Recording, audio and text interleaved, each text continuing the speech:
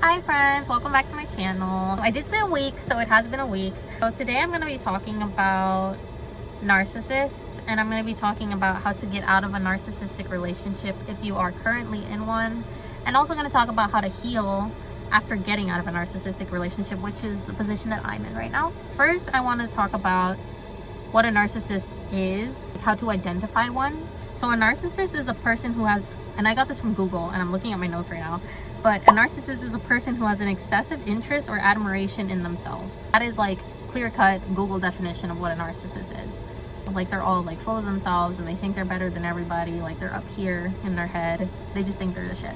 This is not to get confused, however, with people who have NPD, which is narcissistic personality disorder, and just somebody who exhibits narcissistic traits and can be described as a narcissist. It's a spectrum, so people with narcissistic personality disorder fall high on that spectrum versus a typical narcissist will probably just be on the lower side and isn't actually formally diagnosed.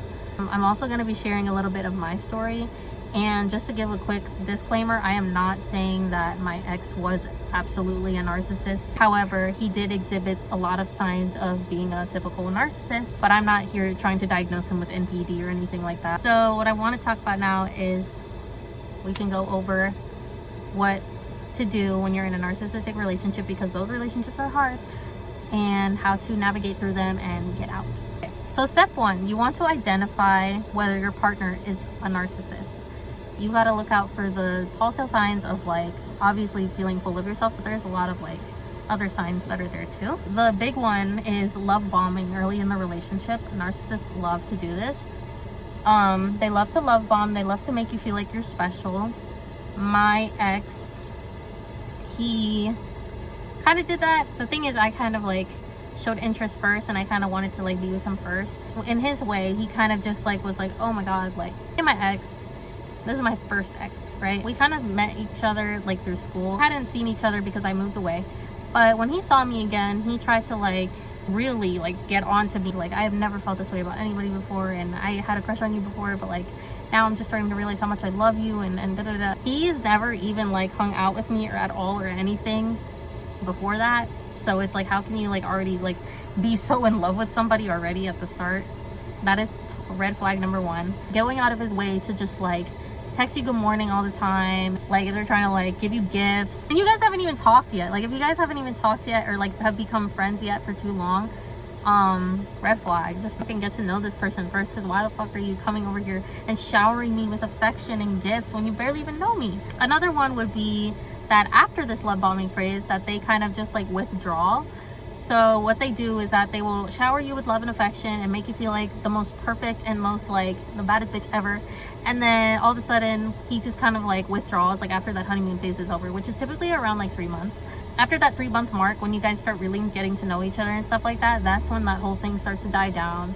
No more gifts, no more compliments, no more good morning texts, no more nothing. And then you're kind of just left like confused, like you're telling me I'm the love of your life, and then now all of a sudden it's like radio silence. Like, so if he just withdraws like straight away, like right after showing you like how much he loves you and stuff, and then immediately just stops it like just out of nowhere, red flag. Because that means that he already got you in, he already got what he wanted, and now he's going to be easy to discard you by the time you are no longer useful to him. Another thing that would be that he's secretive. This is a big one. Narcissists love to hide things, whether it be parts of themselves or information. Very secretive, and they are very good at lying, and they're very good at pretending. My first ex has cheated on me for all 5 years of our relationship, and I had no proof. I just had a suspicion, but it was never actually proven. So then I was like, okay, you know what, maybe I'm just being over exaggerated. No, he ended up cheating on me for all 5 years of the relationship because he hid his phone from me for the entirety of the 5 years that I was together with him. It's insane. Like, it's insane that you're able to hide your phone for that long and able to hide all of those parts about you. Long story short, I found a lot of things in his phone. He would just talk, like, even if I didn't find the stuff on his phone, like even during the relationship, he kind of just like talked and said, oh yeah, I went here and I went there and I did this and I did that. And I was like, when? With who? And he'd just be like, why you gotta know? And it's just like, why are you hiding it, you know? It's like, why are you so secretive about this stuff? Because narcissists love to play the charming good little persona that they are, and then they're just like living a double life. A good guy would just, you know, be open and honest with you about like what they're doing and where they're going. I'm not saying they have to spill their entire life to you, but I am just saying like they will not be keeping secrets or being weird and like hiding things. Another thing would be obviously the most stereotypical trait would be that they are full of themselves. They think they're the shit. They think that they're smart. They think that they got the IQ of like 500. They can get all the girls. They're the shit, and that they can fight any guy on the block. Like, oh my god, like my ex used to do that shit all the time. He used to just be like, oh my god, he's not about it, but I am. And I'm just like, I don't care. And like I would just kind of have to play like cheerleader and be like, oh my god, yes babe. But in reality, I was not impressed. The first time I was just like, oh wow, like oh my, playing the damsel in distress. But then after a while, it just gets annoying, and it's all about something other than you and your greatness, and instead of hearing you boast like every 5 minutes. That's another thing, ladies. If a guy is just like constantly talking about himself while you're on a date with him, and he interrupts you and doesn't let you speak or doesn't let you get a word in and just wants to hear himself talk about how great and grand he is, out. That is literally like a red flag, and that's like a clear indicator that you need to get out before it gets serious, because it will get serious and it will get worse. Another thing would be that he has no regard for other people. I'm sorry if I keep looking down, it's just like my notes are there. When they have no regards for other people, it means that they feel like they're so above it all. I don't give a shit about anybody else around me. Like I don't care if I have to do whatever it takes to get to the top. That's kind of their attitude. And you know, like sometimes there will be like a sad situation going on and they'll just be like, I don't care, there's a deserved error, I don't care, maybe they should have XYZ, and like it's like a really sad story and you're just like, what? Like you don't feel bad at all for thinking that? And another telltale sign is like just not feeling any empathy. So like if somebody's crying and he's just kind of like stoic, kind of just like, run girl. I don't know how you look at somebody crying and you don't either feel the urge to cry. Sometimes I get uncomfortable when people are crying, but it's not that I don't feel any empathy. I do. It's just I kind of have trouble expressing it. That's a different thing.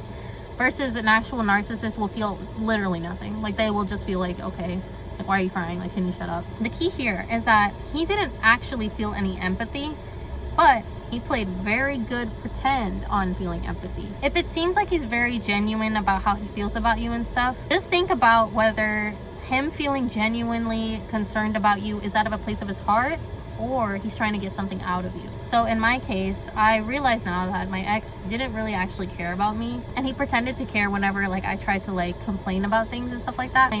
He was just trying to get stuff out of me, like resources, because you know, I feel bad, but he didn't really have much. Lost his car, he was like not having a lot of money, he was having trouble with work and like finding work, getting his money up and like paying bills. And he knew that I was good with my money. He knew that I like had a savings account, that I had money in my bank account, that I was always working. I had a good working car. I mean, my car's kind of busted now, but it's whatever. And he kind of just used that to his advantage. So then whenever I would vent and cry to him and like want to talk about my personal problems, he would just be like, oh, I understand, you know, whatever. So anyways, I'm hungry. Can you get me like $10 to get food? I never saw the red flags, and I kind of just saw it. Like, oh, poor him, like he doesn't have anything, so let me go ahead and give. No, do not give anything to guys, ladies. Do not do it. If you see that and he's just trying to take advantage of you and what you have to offer, cut it off. The next one would be that he is very entitled. So a narcissist feels very entitled to everything. They feel like they're entitled to your time. They feel like they're entitled to their own opinion, and their opinion is right and everybody else's is wrong. They feel entitled to just do whatever the fuck they want, whenever the fuck they want, because they're the shit and they are up here in their mind. My first ex, he would just call me whenever the fuck he wanted, had no regard of where I was or what I was doing, because he knew my schedule. He felt entitled to have my location. So my ex and I had like 360 on our phones. He would have his location, but he kind of was like, oh well, you know, to make it fair, here's my location. And he found ways around it, because then whenever he turned off his location, I would be like, hey, where's your location? And he'd just be like, oh, it glitched. And I would just be like, okay, I trust you because I love you so much and I know you won't wrong me. I wasn't really comfortable with it at first. I was just like, why do you have to know where I am at every waking hour of the day? Like no, it's just for your safety, and I just want to make sure you're okay. And you know, I feel like I deserve to know where you are because I am your boyfriend. Entitlement, not caring about whether or not I was comfortable with it or not. He just wanted to know where my location was, and he wanted to feel like he needed to just call me whenever and blow up my phone whenever and text me whenever and do whatever. But then when I did it back, it was wrong. They just feel entitled to have every single thing handed to them. If you're going out with a guy and he feels like, feeling like, oh, you know, I feel like I deserve to have this and this and this, or if he feels entitled to have sex with you, even after you guys had met like maybe for 2 weeks, and he's like already pushing it, and you're kind of just like, well, no, I don't think I'm ready, but he's still continuing to push it and kind of make you feel guilty for it. Like, run, girl, like, run. Another one would be aggression. So this can be like physically aggressive or passive aggressive. My first ex, he was not very passive, and I'm a little grateful for that. I don't like passive aggressiveness because I get mixed signals and I don't understand how to react, or whether I should feel bad or whether I should feel like it's a joke. Like, I don't know. Like, I don't no comprendo. However, he was very physically aggressive and very just aggressive behavior in general. If I made a funny joke and he didn't like it, actually, you know what? He was a little passive aggressive. Then when I would make a joke and then he didn't like it, he would just subtly kind of just be like, and then I'd just be like, what's wrong? You know, like, I'm sorry if I said, like, I'm sorry if the joke I said offended you. And then he'd be like, it's fine. And like, I fucking hate when people do that. It'll be kind of like, he will make the situation about you. So then by the time you finally snap and you're just like, dude, like I said, I'm sorry. I apologize. I won't do it again. Like, I don't understand why you're so angry about this. I feel like it was just a joke, and it was a joke went wrong, and then like, you start to react because of his silence, of his passive aggressiveness. The table's on you, and you're just like, oh, why are you getting so upset now?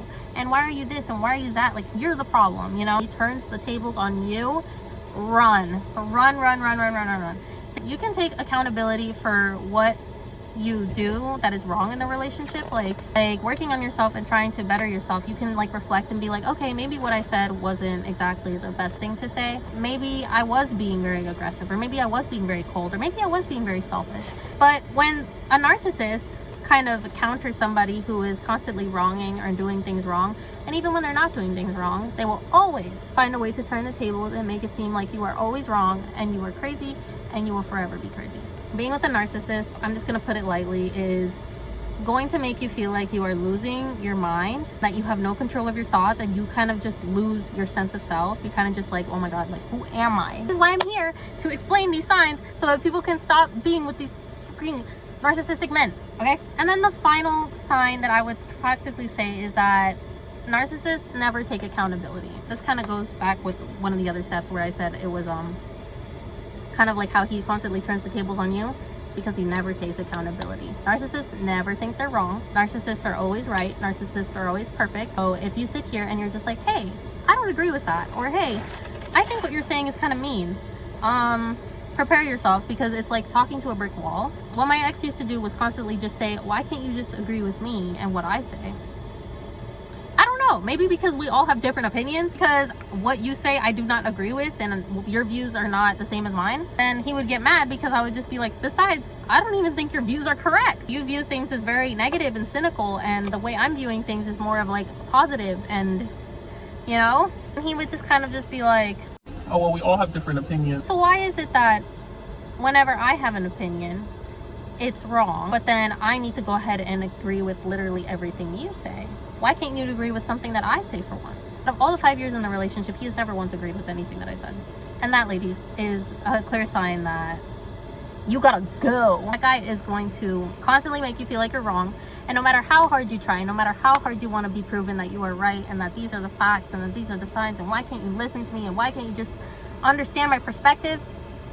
They don't care. He can never say, you're right, it was my fault. If he can't say the words, you're right, it was my fault, just get out, because he's never gonna take accountability. So now that you identified the signs of a narcissist, step 2 would be to understand your worth, right? Understand your worth and kind of detach from the abuser. So by the time you identified, okay, this guy's a narcissist and he's abusing me and I do not like this relationship, because that's probably one of the most important parts, because this process will be so much easier by the time you detach. The way that a narcissist works is that a narcissist will create some sort of trauma bond to keep you in there. So basically, a narcissist will kind of keep you bonded with all of that bad energy and all of that negative vibes, kind of keep you there. Well, we've been through so much, and we can, you know, we're going through thick and thin, even though it's just thick, they know that you are bonded because that's all you know. You only know what it is like with the narcissist, and you don't want to leave him because you're afraid that, what if I don't find anything better? He's over here telling me I'm never going to find anyone better, and I'm never going to find anyone like him.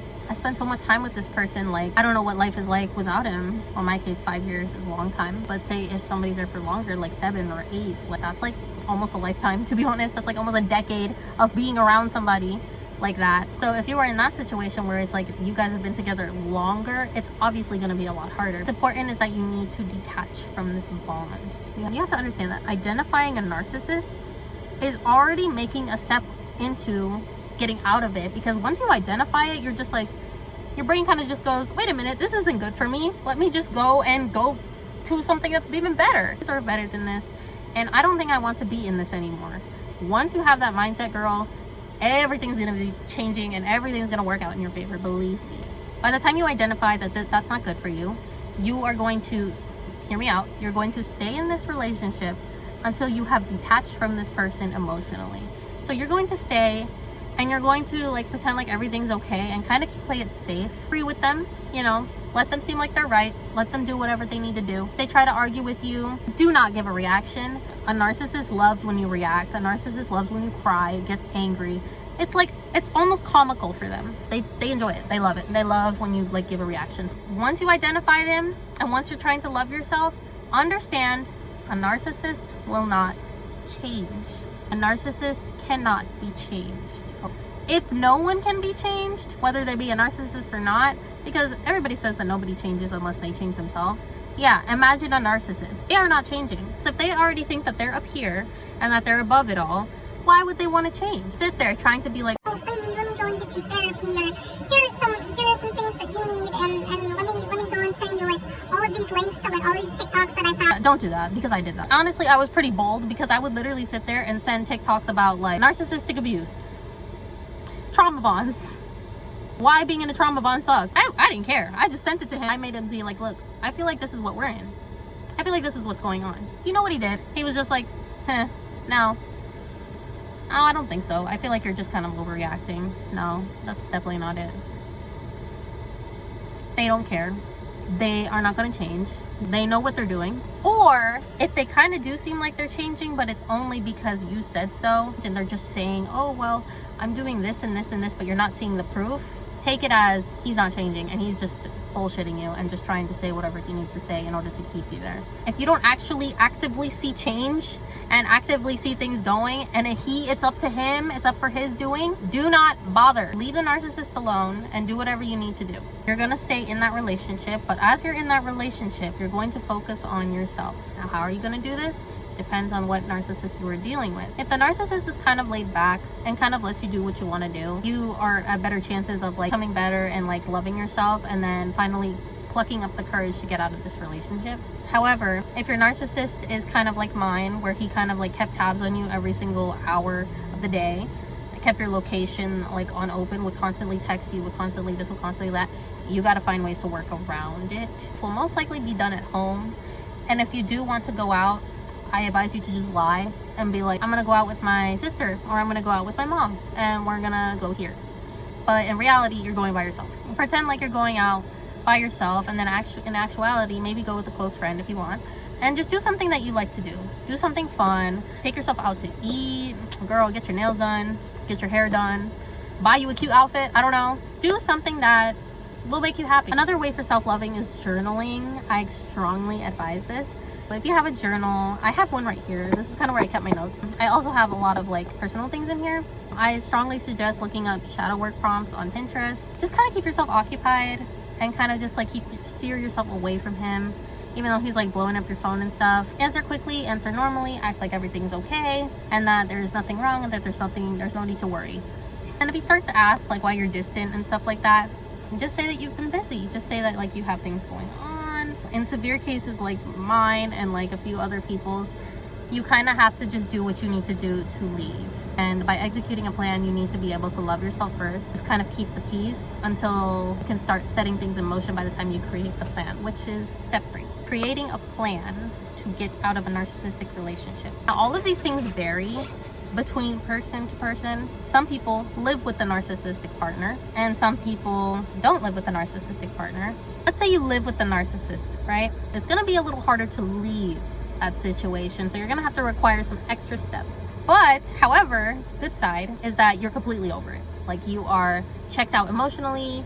In your heart, you're just like, I need to get out of this and I need a way out now. Perfect, because that's gonna execute the plan a whole lot easier. How am I gonna do this? How am I gonna get out? What do I need? Who should I tell? When should I do it? How should I do it? So if you live with the narcissist, you have money saved up to go and find another place. Do you have a family member or a friend or a roommate that you probably can live with? That planning is going to take a lot longer. Maybe start working more hours to keep yourself busy from the narcissist. What's he going to say? Like, he's literally going to have your location, and it's going to show that you're at work. So you're going to be working because you're working to get out and get away from him. If you don't live with him, like in my case, this makes it a lot more easier. So you'll just be planning the how. What I did was, I wasn't really sure how I was going to get out, but I knew that I was going to do it somehow. What kind of pushed me to get out of the relationship was that the last few weeks that I was with him, he was being very secretive, very quiet, very keeping to himself. I didn't like that. I just don't like when people are very quiet, talk, they don't communicate, they don't say what's actually on their mind. But if a narcissist is consistent with their behavior and they're constantly just doing the same old, I promise you, a narcissist always cracks. Narcissists will always reveal their true selves. That will give you that push. You need to seize that opportunity and then formulate the plan. For my case, since it was those 2 weeks of him just being quiet, him being secretive, and I already knew, like, okay, now we got to start taking the plan in action, because him being quiet and him being secretive is giving me an indication that he is hiding something, and I'm going to find out what it is. Your partner is sort of the same way. Take that opportunity, just do something about it. Tell your friends, tell your family, tell somebody close to you. Suspect cheating, girl, get to it. Find the evidence. In my case, I got lucky because my ex had a Samsung and he had the fingerprint passcodes. When he was asleep, I kind of like did the silly thing of like taking his finger and kind of just like putting his phone like right here, finding all the secrets out for myself. And then I just took pictures of the evidence so that I had the evidence there, and I still have it on my phone. And just to give a little bit of an insight of what that is, here are some of the things that I found. Yeah, that's kind of what was happening. I'm not going to go too much into detail about that because I'll probably do that in another video, but just a little preview of as to what we were dealing with. I just kind of like kept it hidden. My thing was more like a movie. It was the middle of the night. I was scared. My heart was like pounding out of my chest. I could feel it in my ears. Everything was so loud. I was super scared. And when he was still sleeping, like, okay, great, but I'm scared that when he wakes up he's gonna find what I found, because his phone had died. I didn't know where his charger was. Kind of like kept his dead phone under my bed until morning. It's because that morning I had kicked him out of my house and called the police. Yeah. However, if your narcissistic ex is more like lenient, you think he'll probably like not be so budgy about a breakup, then do it. And girls, stick to your word. When you confront him and you're just like, listen, you know, plan out what you need to say first. Write it in your notes app. Write it in a journal. Find a perfect day where you guys are just like gonna go hang out and eat lunch or something, and then just be like, listen, I feel like I need to talk to you. And just be straightforward and be like, this relationship, like, girl, I was straightforward for so long and I said exactly what the fuck I needed to say, straight up. No censorship, no nothing, no sugarcoating, no nothing. I literally straight up said, I feel nothing for you. I was like, I have no feelings for you. I have no romantic feelings for you. And, you know, silly little me was like, I still care about you. I did care. And, you know, I felt bad about his situation, and I felt bad about his childhood, his life, because it was rough. You know, obviously that doesn't excuse people for being shitty people. Said, listen, I don't feel for you romantically anymore. Like, word for word, I said that. I feel like this relationship's not working and I feel like we need to end it. Done. Crystal clear, it gets the point across. But in my case, my ex would not leave me alone. And he literally did not let me break up with him, because over and over he would find ways to my house, to my school, to places that I went to. Like, he would just find a way to come to me and then be like, meet me outside and we're gonna talk. And of course he would worm his way back into it, because he knew how to get to me and he knew what would work. But if your ex is more like, okay, that's fine, you know, whatever, and is more lenient about it, take that to your advantage and do not look back, because you made the best decision of your life. If your ex is truly a narcissist, you have made the best decision that you could have possibly made. By the time you say we are breaking up, we are done, he's gonna make you feel bad. He's gonna make you feel like it's your fault and that you're a monster for leaving him and that this and that. Girl, do not look back. If that makes you the villain, so fucking be it. Plan that. Plan your script. Stick to your word. In more severe cases, literally create an escape plan. Tell the people you trust. So family, friends, close friends that aren't mutual of his. And if you really want to get out of there fast like me, girl, do it like the next day and do it quick. By the time the plan is in action and by the time you get it into action, then it will be time to deal with the aftermath, which would be step 4. Step 4 is dealing with the aftermath. Once your plan has gone into action, once you have created it and once it has been executed, then it will be time to deal with the now what, you know, like what do I do now? Gone. So what to do now? So in order to deal with that, you are already going to have the self-love detachment stuff from step 2, which again, strongly recommended. By the time you already have like some type of detachment and self-love, step 4 is kind of gonna be easy, gonna be simple. I mean, you're already detached from your ex. You kind of feel nothing for him anymore because you're just like, yeah, I knew he was abusive and I knew he did all of this to me, so I'm good without him. Great. But what you don't know is that now you're going to be dealing with the trauma and the hurt that he has put onto you, and now that is all in you. People don't understand that narcissists can, and this is gonna sound silly, but narcissists can literally change your brain chemistry. Narcissists can give all of their negative energy and put it onto you, and they can literally alter the way that your brain works. I was a completely different person 5 years ago. I was not confident. I was not passionate about anything. I was extremely shy.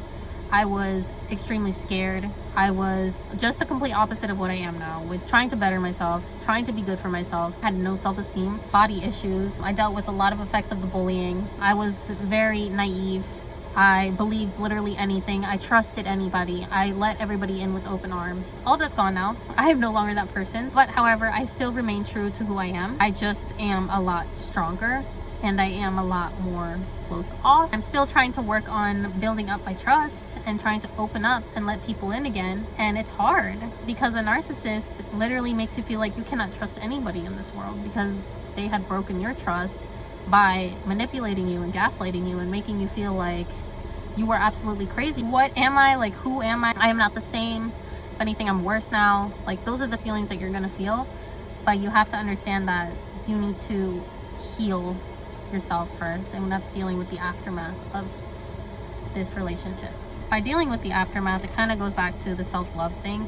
Just continue to do it. Continue to love yourself. Continue to journal. Continue to do the things you love.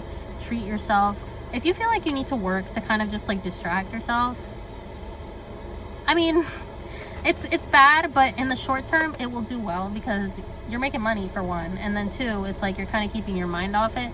When you get off of work, just try to focus on like really taking it in and being like, okay, this happened, so now I need to write down like what I want to say to him, write down how I'm feeling and how hurt I am, look up some shadow prompts and figure out why am I acting this way now, and let me think of the events that triggered this situation and how I can manage it. I have a sensory kit that I like to carry around with me. I don't have it with me right now, sadly, but I had a little fidget spinner, and I had a little squishy, and I have a pen, and I have like a little box of clay. So I like to carry those around for anxiety. Narcissists will heighten your anxiety by a ton because I developed panic disorder when I was with my ex.